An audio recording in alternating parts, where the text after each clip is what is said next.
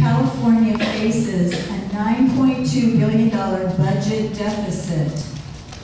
Governor Brown wants California voters to pass income tax increases on to people who make more than $250,000 annually and raise the statewide sales tax to 7.5%. Do you agree with the governor's plan? And if not, how would you propose to cut the deficit? When Governor Brown was elected, he promised the voters that he would not raise taxes without the approval of the voters. And so I think in this coming election cycle, the governor's budget initiative will be on the ballot. And I agree with the governor's approach. I know that we cannot balance the budget with just budget cuts. So I agree with the governor's proposal. I support the governor's proposal and want to see it passed, and know that it would be drastic if the governor's proposal doesn't pass. So I agree with his approach, and I want to see it passed. I support it.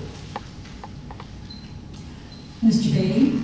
Yes, I don't agree with his method and what he's proposing currently, because as a city councilman, I had to make some very, very deep cuts into the city services to make our budget balance, and I haven't seen the state do the same as we have done at the city and county levels. So I haven't seen any press releases where they've made any meaningful reductions, either in workforce or committees or commissions that have outlived their usefulness out there. And for me to advocate tax raises to folks, no matter what they make in there, we've got to demonstrate as a state that we've made all those cuts, and this is our last alternative.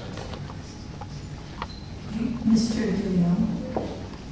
I am in favor of it. One thing you'll know, if the answer goes straight to it, I'll be a straight shooter and I'll let you know. I believe in honesty. I am in favor of it, and this is why. As a school board member, we've been given the numbers.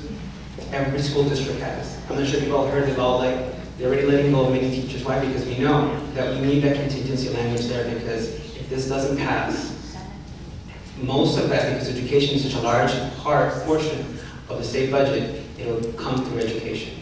And that means teachers will be laid off, your friends and neighbors as classified workers will be laid off. Has already started. It's not theory, it's in the news.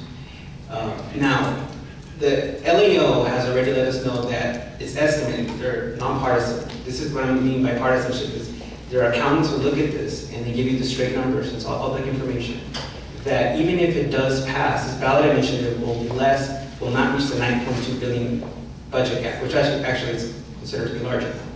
So that means you're still going to need some cuts in there, because even if it does pass, there's going to be that deficit. And that means there needs to be some compromise on where you are going to cut into, either the consolidation or getting rid of some commissions.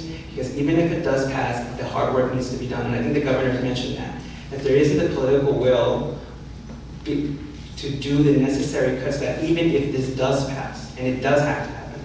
Now, just cutting everything, $9.2 billion, literally you would have a skeleton government and education system that is skeleton. If that's what the voters want, then most definitely it would be something that's what's on the ballot. That's what we would get.